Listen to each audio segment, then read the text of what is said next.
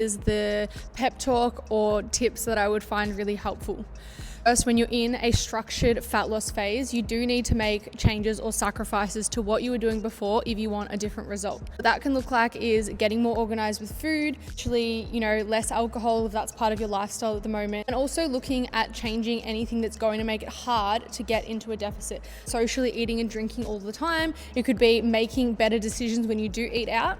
And what that looks like in practical terms is things like lean cuts of meat, fish, tofu, veggies, following a plate model, which I will insert below. Whole food, high protein options during this phase are going to make it easier to stay on track. In addition to that, making your steps and your training sessions are non-negotiable. Essentially, an effective fat loss phase requires being more calculated with nutrition, being more compliant with all of the above, just so it can be as effective as possible and you can shorten how long you need to be in this period. Compliance is high and everything is met. You are able to make more calculated changes when we need to, and also you'll see more of a linear progression over the long term, trending in the direction that we're wanting it to go into.